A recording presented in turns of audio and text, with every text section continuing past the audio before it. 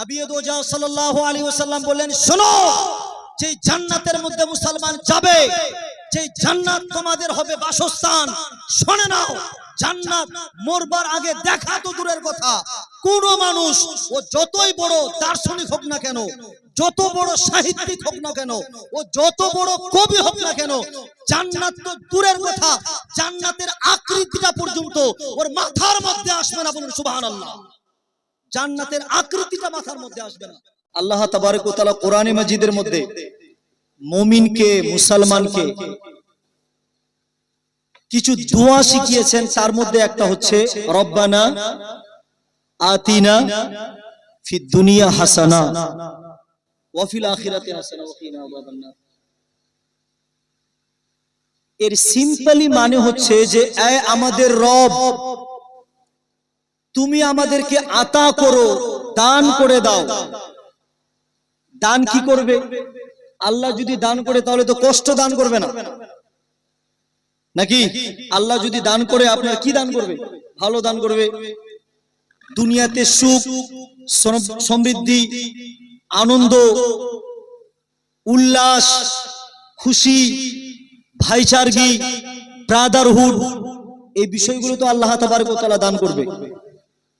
তো আল্লাহ তাবারক ওয়া তাআলা নামাজের মধ্যে আপনাকে শেখাচ্ছেন যে সর্বপ্রথমে তুমি আল্লাহর কাছে দোয়া করো, ইয়া রব, এ আমাদের রব, এ আমাদের আল্লাহ, তুমি আমাদেরকে দাও, আমাদেরকে আতা করো। কোথায় আতা করো? ফিদ দুনিয়া। ফিদ দুনিয়া মানে এই দুনিয়ার মধ্যে। ওয়া ফিল আখিরাতি হাসানা মানে দুনিয়ার মধ্যে আগে তুমি আমাদেরকে দান করো, আর যখন আমরা ইন্তিকাল করব আমরা যেন আখিরাতে তোমার হাসানা, তোমার রহমত স্বরূপ জান্নাতকে পেতে পারি। আল্লাহ তুমি আমাদেরকে তৌফিক দান করো। বলুন সুবহানাল্লাহ। এখান থেকে ক্লিয়ার বুঝা গেল না যে মরণের পরে জান্নাত, কিন্তু মরণটা তো খুবই তাড়াতাড়ি নয়। আমার বয়স এখন 30-32, এখানে ইনার বয়স নরমাল 60 থেকে 80, আপনাদের বয়স তো আরো, আমার বয়সী অনেক ভাইরা আছে। তো জান্নাত পাওয়ার জন্য মরতে লাগবে না মরার আগেই জান্নাত পেয়ে যাচ্ছেন? জান্নাত আপনার নামে লেখা থাকতে পারে। If you want to have heaven or paradise, you need to die at first. মরতে হবে আগে। জান্নাত পাওয়ার 1 নম্বর শর্ত হচ্ছে আপনি মরবেন। জান্নাত জাহান্নাম মরার পরেই হবে।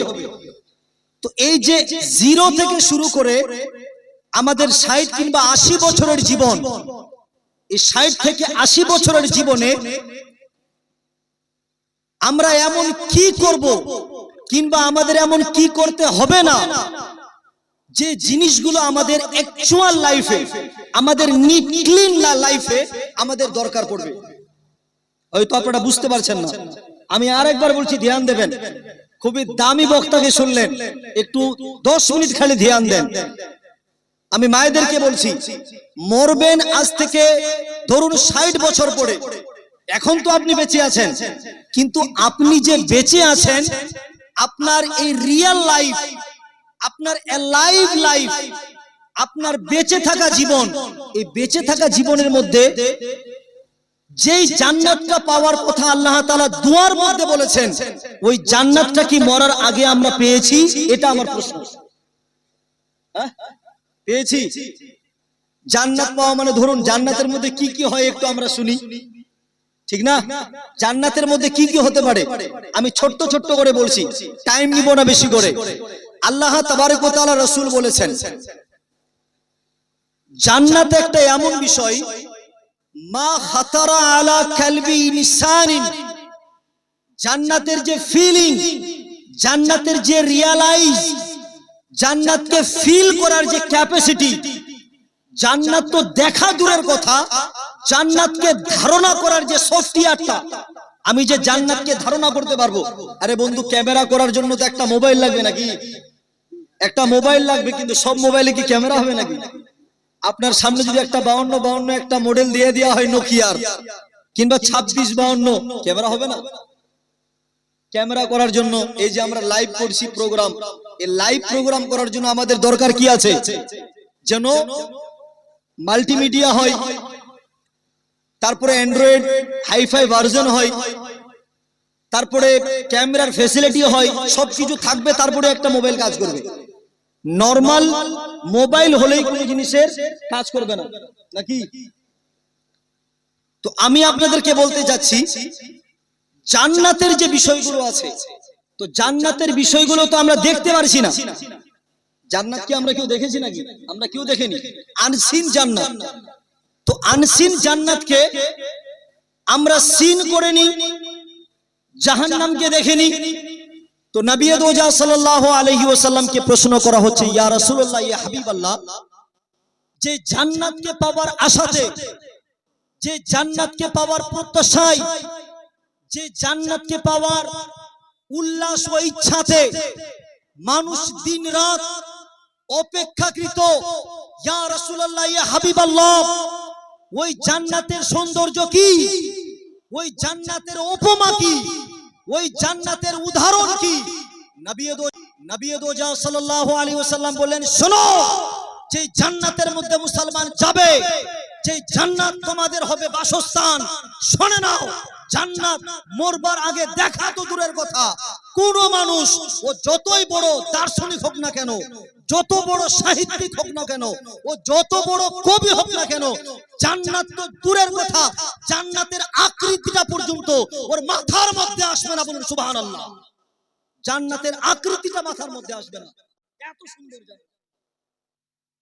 জান্নাতকে এখানে পাওয়ার জন্য বসে আছি আমরা। ওই জান্নাতের মধ্যে ফ্যাসিলিটি কি?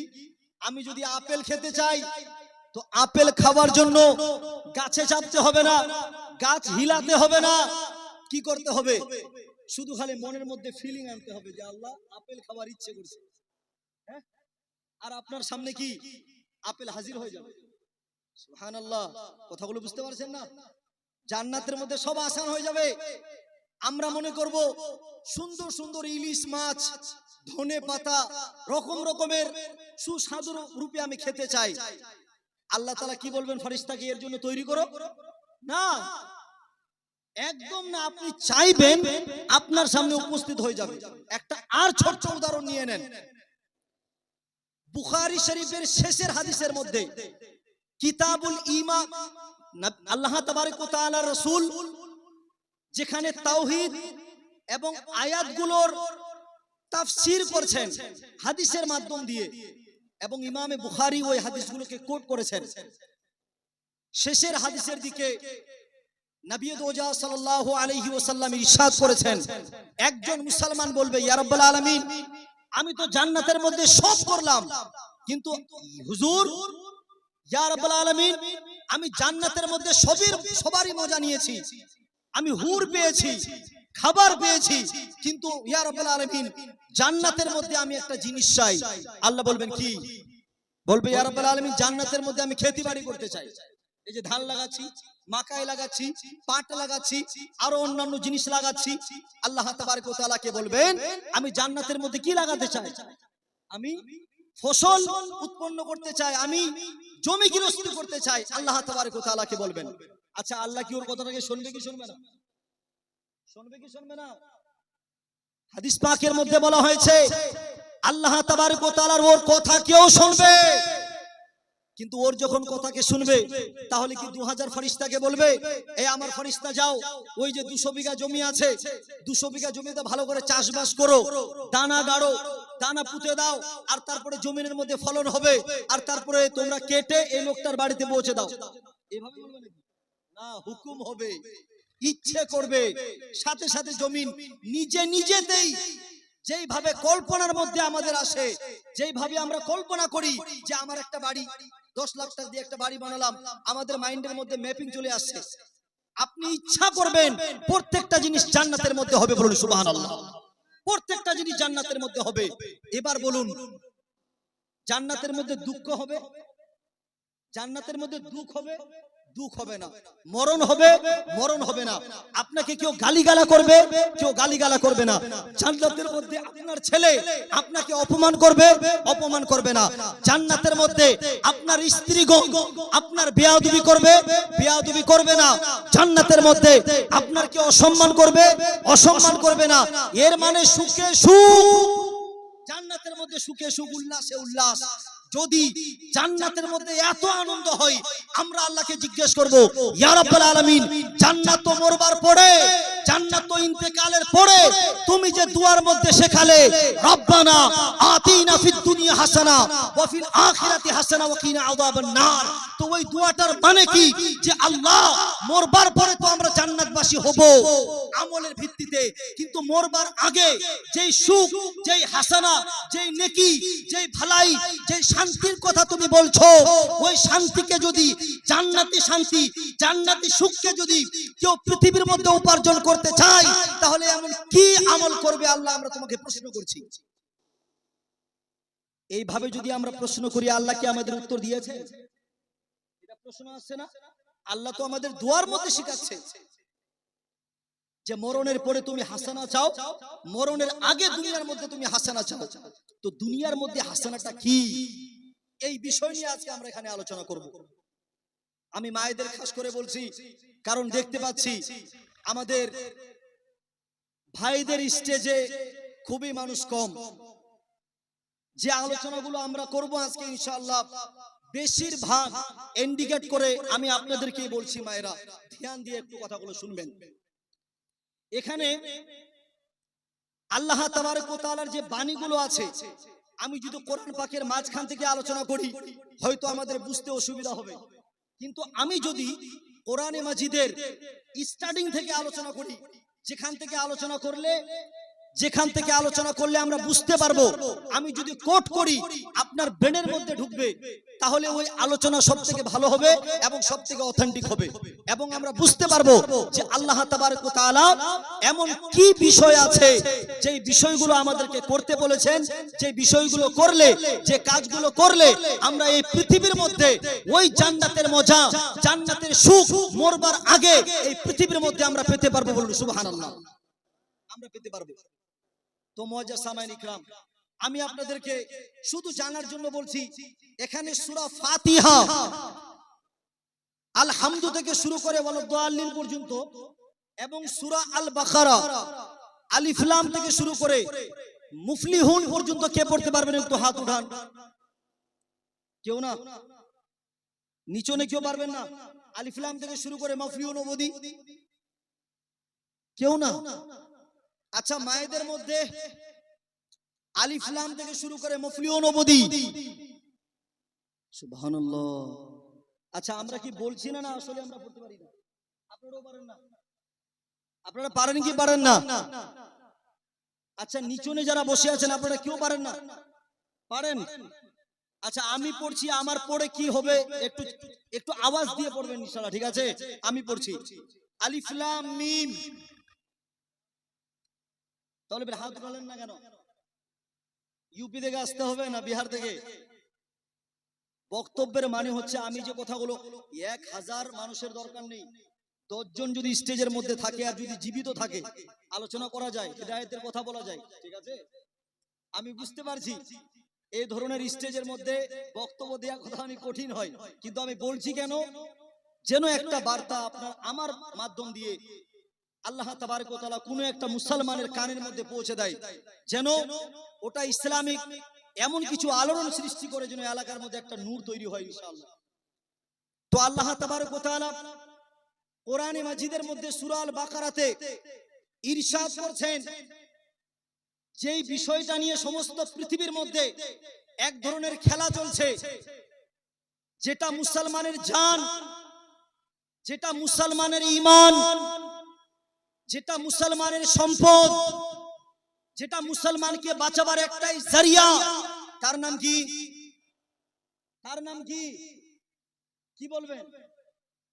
মুসলমানের মান, মুসলমানের সংবিধান, মুসলমানের কনস্টিটিউশন, মুসলমানের ল এবং মুসলমানের রক্ষার্থীতে আল্লাহ তাবারক ওয়া তাআলা যেই সংবিধান পৃথিবীর মধ্যে নাজিল করেছেন তার নাম, আরে চিৎকার করে আল কোরআন। কি বলবেন? আল কোরআন। ওই আল কোরআন, আমরা তো মনে করছি কোরআন আমাদের জন্য। কোন কারণে যদি কেউ বলে দেয় কোরআন আমাদের জন্য নয়, কোরআন অন্য কারো জন্য, খারাপ লাগবে না ভালো লাগবে? বলুন। এই যে আমরা এখানে বসে আছি কেন? নবী আমাদের, আলী আমাদের, হুসেন আমাদের, হাসান আমাদের, হাদিস আমাদের, কোরআন আমাদের, সব আমাদের।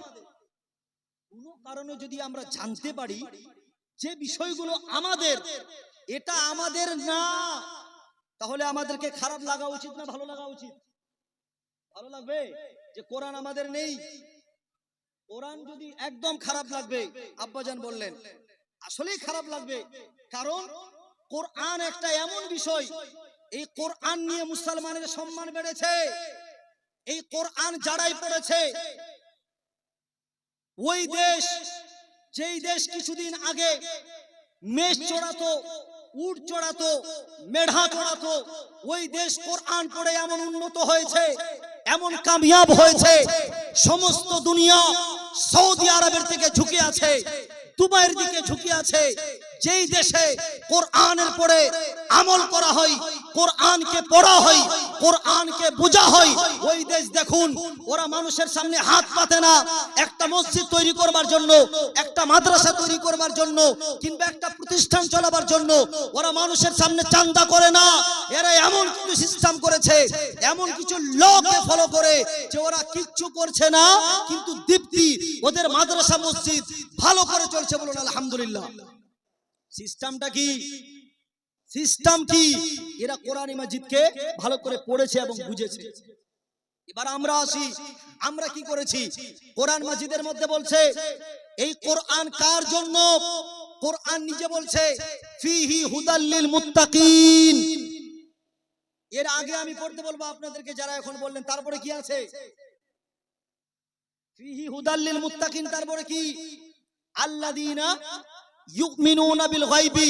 এই মুসলমান ধ্যান দিয়ে শুনুন, আল্লাহ তাবারক ওয়া তাআলা বলছেন যেই কোরআন দিয়ে আমি সমস্ত পৃথিবীর মানুষকে পৃথক বানিয়ে দিয়েছি, যেই কোরআন নাজিল হয়ে যাওয়ার পরে ঈসাইকে, খ্রিস্টানকে, আরো অন্যান্য ধর্মের মানুষকে, মুসলমানকে কোরআন আসবার পরে সব পৃথক হয়ে গেছে, আলাদা আলাদা হয়ে গেছে। ওই কোরআন কার কার জন্য হিদায়াত, ওই কোরআন কার কার জন্য সুপারিশের কারণ, ওই কোরআন কার কার জন্য নাজাতের জরিয়া, ওই কোরআন নিজে বলছে ফিহি হুদাল লিল মুত্তাকিন। ফিহি এর মানে কোরআনের মধ্যে শুধুমাত্র মুত্তাকিদের জন্য হিদায়াত আছে। বলুন সুবহানাল্লাহ। হিদায়াত সবার জন্য না। হিদায়াত মানে কি? হিদায়াতের ইংলিশ হচ্ছে গাইডেন্স। গাইডেন্স মানে হচ্ছে হিদায়াত। তো কোরআন পাকের মধ্যে সব জিনিসের জন্য হিদায়াত নেই, সবার জন্য হিদায়াত নেই। আপনি মনে করবেন হয়তো আমাদের সবার জন্য হিদায়াত, হয়তো কারোর জন্য হিদায়াত না। কোরআন কি বলছে? কোরআন বলছে ফিহি হুদাল লিল মুত্তাকিন।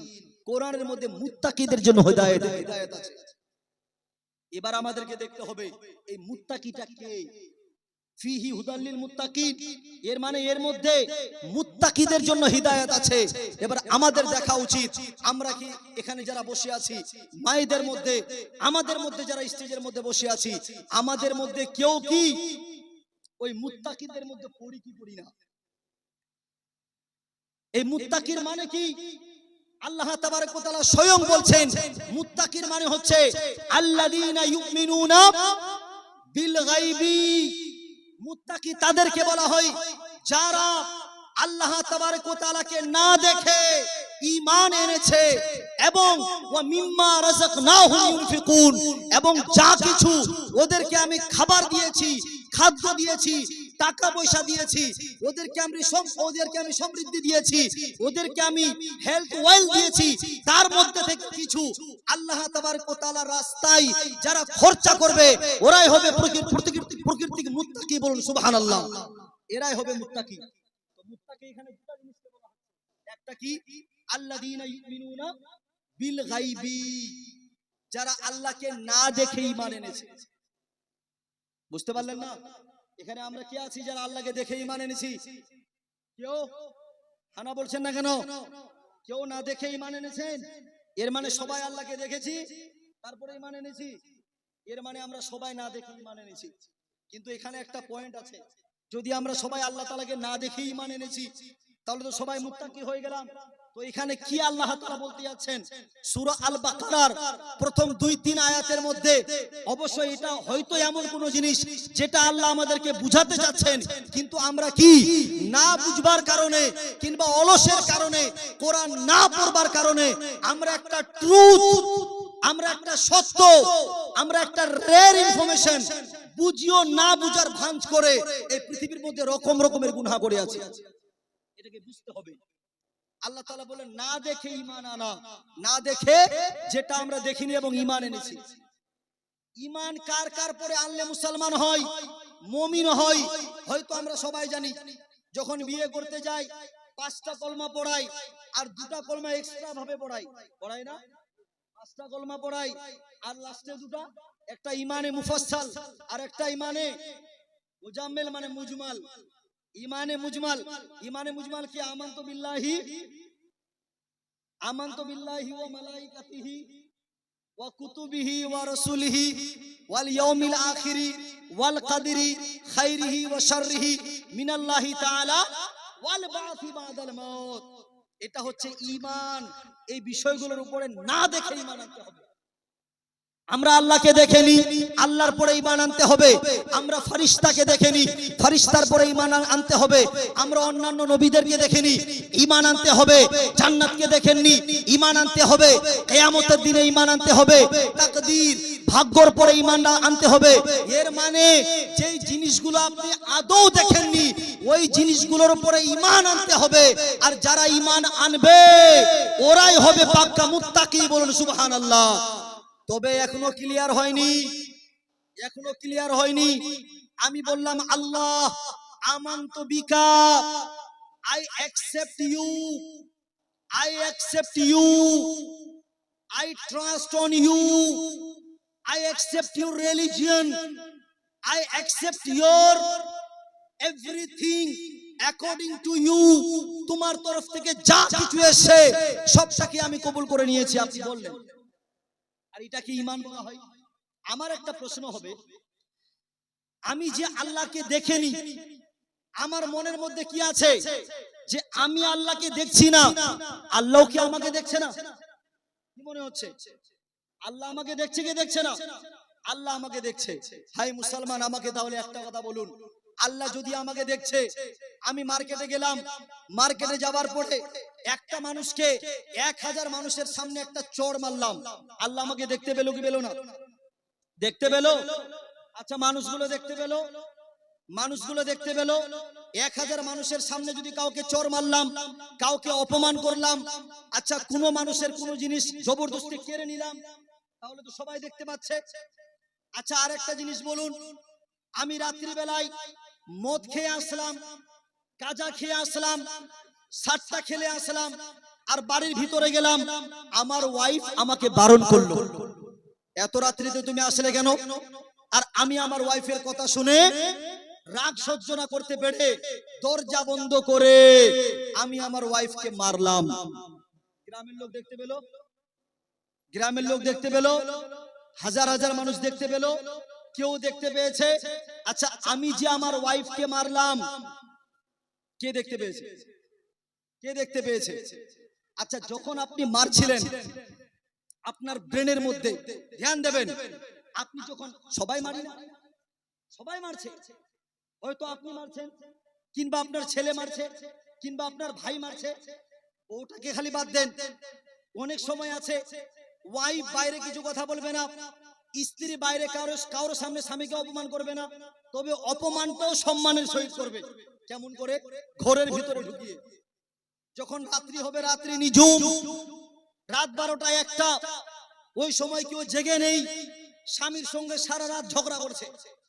ঝগড়া কিসের বিষয়? কোনো বিষয় না, নরমাল একটা বিষয়। তো রাত হলো, রাত নিঝুম, মানুষ জানে না, মানুষ দেখছে না, তা সত্ত্বেও রাতের অন্ধকারে আপনি আপনার স্ত্রীর সঙ্গে লড়াই করছেন, মারামারি করছেন, গালাগালি করছেন, আপনার স্ত্রী আপনার সঙ্গে অশান্তিজনক কথাবার্তা বলছে। আমার প্রশ্ন হচ্ছে, মুসলমান যে সময় একটা স্ত্রী নিজের স্বামীকে গালিগালা করে, একটা স্বামী নিজের স্ত্রীকে মারে, দুনিয়াওয়ালা দেখছে না, ওই সময় তো দেখছে আল্লাহ। আপনার ব্রেনের মধ্যে কি চলছে যে আমি যে আমার স্ত্রীকে মারছি, এই মারার অধিকার কি আল্লাহ আমাকে দিয়েছে কিংবা দেয়নি? বলুন, দিয়েছে? আরে হ্যাঁ না বলবেন না? দিয়েছে। এবার আসুন, আল্লাহ তাআলা কোরআন পাকের মধ্যে বলেছেন, আর রিজালু কাওয়ামুন আলান নিসা। যারা ছেলে হবে এরা মেয়েদের সর্দার, এটাই না? যারা ছেলে হবে এরা মেয়েদের সর্দার। সর্দার মানে কি? মালিক। আপনাদের গ্রামের যদি সর্দার হয়, একটা মানুষকে যদি অযথা মারা যায় তো প্রোটেস্ট করবে কে? প্রোটেস্ট করবে কে? সর্দার প্রোটেস্ট করবে। কিন্তু একটা সর্দার যদি একটা গরিব মানুষকে মারে, কে প্রোটেস্ট করবে? আরে বলুন না, কে প্রোটেস্ট করবে? আল্লাহ তো বলতে আসবে না কেন মারি, কেন মারতে যাচ্ছেন। আল্লাহ বলবে না क्यों मार रहे हो बताओ, अपने बीवी को क्यों मार रहे हो, अपने पति को क्यों तुम गाली गलौज कर रही हो। আল্লাহ তো বলবে না এসে, আল্লাহ বলবে না। তাহলে বলবে কে? তো গ্রামের যদি সর্দার হয়, কোন গরিব মানুষের পরে যদি অত্যাচার হয়, ওই অত্যাচারের বিরুদ্ধে রুখে দাঁড়াবে গ্রামের সর্দার। এলাকার মধ্যে যদি কোনো প্রবলেম হয়, কোনো যদি সমস্যা হয়, রুখে দাঁড়াবে গ্রামের মেম্বার, প্রধান। কিন্তু গ্রামের প্রধান যদি কিংবা এলাকার প্রধান যদি, গ্রামের মেম্বার যদি, গ্রামের ইমাম যদি, গ্রামের সর্দার যদি নিজে জুলুম করে, ওকে বাঁচাতে যাবে কে? তো যদি রাত্রে একটা রুমের মধ্যে ঝগড়া হচ্ছে, তো আল্লাহ তাবারক ওয়া তাআলা আপনার মনের মধ্যে কি আসলো? হয়তো আপনি মেরে গেলেন, আল্লাহ আপনাকে সর্দার বানিয়ে দিয়েছে। অপর জায়গায় বলছেন, হুন্না লিবাসুল লাকুম ওয়া আনতুম লিবাসুল লাহুন্না। ছেলেরা মেয়েদের জন্য কাপড় পরিধানের কাপড়, এটা আল্লাহ বলছে। এই ছেলেরা মেয়েদের জন্য সম্মান ঢাকবার কাপড়, এবং মেয়েরা ছেলেদের জন্য সম্মান ঢাকবার কাপড়। কথাগুলো বুঝতে পারছেন না? এটা আল্লাহ তাআলা বললেন। এবার স্বামী করলো কি? নিজের স্ত্রীকে এমন গালিগালা করলো, এমন মারলো, দুনিয়া কেউ দেখতে পাচ্ছে না, দুনিয়া কিছু বুঝতে পারছে না, ইহা তাকে বাবা মা বুঝতে পারছে না, কিন্তু শুনতে দেখতে পাচ্ছে কে? দেখতে পাচ্ছে আল্লাহ। ওই সময় যদি আমার মনের মধ্যে ফিলিং না আসে, আমি আমার স্ত্রীকে মারবো, আমাকে কে আটকাতে পারবে? আমি আমার বাবা মাকে গালিগালা করবো, আমাকে কে আটকাতে পারবে? গ্রামের তো কেউ দেখছে না, দরজা তো বন্ধ আছে। তো কোন মুসলমানের মনের মধ্যে যদি এটা আসে, আমি একটা গুনাহ করছি, আমি চুরি করছি রাতের অন্ধকারে, আমি রাতের অন্ধকারে কারো ক্ষতি করছি, আমি অজান্তে, আমি জানে শুনে এমন কোন মানুষের ক্ষতি করছি, যে লোকটা হয়তো আমাকে চিনতে পারছে না কিংবা এলাকা বুঝতে পারছে না, আল্লাহর কসম করে বলছি, যে মুসলমান হবে, যে মুমিন হবে, তার ঈমান বলবে যে দুনিয়া না দেখুক, দেখনে वाला একজন আল্লাহ। আমি যেটা প্রকাশ্যে করছি ওটা আমি লুকিয়েও করব, কারণ প্রকাশ্যে দেখনে वाला যেভাবে মানুষ আছে এবং আল্লাহ আছে, আর যেখানে কেউ দেখবে না ওখানে হাজির থাকে আল্লাহ, তাহলে ওখানে আমি গুনাহ করব না, ওখানে আমি গুনাহ করব না, এটাই হবে নিয়ম। কিন্তু আমাদের কি, আমাদের সিস্টেম কি হয়েছে? আমাদের সিস্টেম আমরা আল্লাহকে না দেখেই মানে নিয়েছি। আমরা আল্লাহকে না দেখে ঈমান এনেছি, এর মানে এটা হয়ে গেছে যে আমরা যা কিছু করছি হয়তো আল্লাহও দেখতে পাচ্ছে না। আমরা অনেক কাজ করি যেটা আল্লাহ দেখে, সব জানে। আল্লাহ তাবারক ওয়া তাআলা নিজে বলছেন, ইন্নী আনদুরু ইলা কুলুবিকুম ওয়া ইন্নী আনদুরু মা তুখফু ফি সুদুরিকুম। আমি ওটাও জানি যেটা তুমি তোমার সদর, তুমি তোমার সিনার মধ্যে লুকিয়ে রেখেছো, এটাও আমি জানি। তো আল্লাহ যখন আপনার সিনার খবর জানে, আল্লাহ যখন আপনার বাতুনি খবর জানে, আল্লাহ যখন জানে আপনি কি করছেন, তাহলে আপনার মধ্যে একটা ভয় থাকা দরকার। প্রত্যেকটা কাজে আপনার শিক্ষা দীক্ষা, আচার আচরণ, পরিবার চলাবার সিস্টেমে, দুনিয়াতে বেঁচে থাকার সিস্টেমে আপনার নিয়তের মধ্যে একটাই থাকবে যে আল্লাহ আমাকে দেখছে, আমি এমন কোনো কাজ করব না যে কাজটার হিসাব আল্লাহর কাছে দিতে হবে। এবং আল্লাহ বলবে, বান্দা দুনিয়ার লোক তো দেখেনি, কিন্তু আমি তো দেখছিলাম, তুমি আমাকে কি উত্তর দিবে? এবার আপনারা হয়তো মনে করছেন আমি গুনাহ করলাম, কেউ জানলো না, আমি ফেঁসে গেলাম, আল্লাহ আমাকে ধরবে না। কিন্তু কোরআন পাকের মধ্যে বলা হয়েছে সূরা আর রহমানে, ইউরাফুল মুজরিমুনা বিসীমাহুম, মুজরিমকে কিয়ামতের দিনে জিজ্ঞেস করা যাবে না। কিয়ামতের দিন যে মুজরিম হবে, যে আসামি হবে, মুজরিম আসামিকে জিজ্ঞেস করবে না, এই মুজরিম, এই আসামি, এই গুনাহগার, তুমি বলো তুমি গুনাহ কেমন করে করেছিলে। 100 বার জিজ্ঞেস করবে না। ওকে কি জিজ্ঞেস করবে? ওকে কিচ্ছু জিজ্ঞেস করবে না। তো কি হবে? আল্লাহ তাবারক ওয়া তাআলা কোরআন পাকের মধ্যে বলছেন, একটা মানুষ পৃথিবীর মধ্যে থাকাকালীন হাত দিয়ে, পা দিয়ে, শরীরের যা আছে অংশ দিয়ে ও যেই গুনাহ করেছে, যেই ভুল কাজে গেছে, ভালো কাজেও গেছে, ওটাও সাক্ষী দিবে। কিন্তু যখন কোনো মানুষ খারাপ কাজে যাবে, পা দিয়ে হেঁটে খারাপ কাজে গেছে, জিনা করতে গেছে, চুরি করতে গেছে, ব্যভিচার করতে গেছে, মানুষকে আঘাত দিতে গেছে, মানুষের সঙ্গে রকম রকমের অশ্লীলতা মানে ছড়াবার কারণে, মানুষকে গালিগালাজ করাবার কারণে ওই এলাকার মধ্যে একটা বিশৃঙ্খলা তৈরি করে দিয়েছে, ঝগড়া করছে, কাজিয়া করছে, ওকে জিজ্ঞেস করা হবে না। ওকে জিজ্ঞেস করা হবে না। ওর মুখ কথা বলবে, ওর হাত কথা বলবে, ওর পা কথা বলবে। আল্লাহর সঙ্গে সবাই বলবে, ইয়া রাব্বাল আলামিন, এই তোমার বান্দা পৃথিবীর মধ্যে থাকাকালীন এ নিজের পা দিয়ে ভুল কাজে যাচ্ছিল, এ নিজের হাত দিয়ে মানুষকে আঘাত করছিল, ও নিজের চোখ দিয়ে মানুষকে ভুল দৃষ্টি দিয়ে দেখছিল, ও নিজের মুখ দিয়ে হারাম খেয়েছে। এক একটা জিনিস কিয়ামতের দিন চিৎকার করে আল্লাহ তাবারক ওয়া তাআলার কাছে বলবে। আপনি কিছু বলবেন না। ইউরাফুল মুজরিমুনা বিসীমাহুম, কিয়ামতের দিন আল্লাহ তাবারক ওয়া তাআলা চেনে নেবে মুজরিমের এক একটা নিশানি দেখবার পরে। মুসলমান কেমন করে? তো যে কাজগুলো আমরা করছি এই পৃথিবীর মধ্যে থেকে, যা কিছু আমরা করছি, তো মুমিন তাকে বলা হবে যারা আল্লাহকে তো বিশ্বাস করেছে, কিন্তু বিশ্বাস করবার কেমন পদ্ধতি হচ্ছে, আমি যেই আল্লাহকে না দেখে বিশ্বাস করেছি, ও যে হাজির, ও যে নাজির, ও আমাকে দেখছে এবং যা কিছু আমি করছি আল্লাহ সমস্ত জিনিস থেকে অবগত, এই বিশ্বাসটুকু আমাদেরকে রাখতে হবে। তারপরে আমরা মুমিন এবং মুসলমান হব। নবী দোজা সাল্লাল্লাহু আলাইহি ওয়াসাল্লাম ইরশাদ করেছেন, মুমিনের যে দ্বিতীয় নম্বর আলামত বলা হয়েছে, ওয়া মিম্মা রাযাকনাহুম ইউনফিকুন, এবং আল্লাহ তাবারক ওয়া তাআলা যা খাবার আপনাকে দিয়েছেন ওই খাবার থেকে গরিব মিসকিন এলাকার মানুষদেরকে আপনাকে হেল্প করতে হবে, দান করতে হবে। আমি বললাম না, জান্নাত তো অনেক পরের বিষয়। জান্নাতের আগে পৃথিবীর মধ্যে যদি সম্মান অর্জিত করতে চান, সম্মান উপার্জন করতে চান, তো দরকার আছে, আপনার জন্য দরকার আছে, আমাদের জন্য দরকার আছে যে আল্লাহ তাবারক ওয়া তাআলার বাণীকে আমরা সবাই শ্রবণ করি আর ওটার পরে আমরা বেশি বেশি করে আমল করি। এখানে কে কে আছেন? এখানে কে কে আছেন অসরকে টাইমলি বার করছেন, যাকাতকে সঠিকভাবে আদায় করছেন, গরিবের যেটা অধিকার আছে ওদেরকে দিয়ে দিচ্ছেন? এখানে আমরা কে কে আছি কল্পনা করতে পারছেন? কিয়ামতের আলামতের মধ্যে একটা কি ওয়াজ যাকাত মাগরামান বলা হয়েছে। কিয়ামতের আলামত এবং ফাসিকের আলামত, মুনাফিকের আলামত, মানে মুনাফিক ফাসিক কাকে বলা হয়? যার পরে জান্নাত হারাম আছে। আল্লাহ তাবারক ওয়া তাআলা রাসূল বলেছেন, কিয়ামত আসবার পূর্বে যেই যাকাত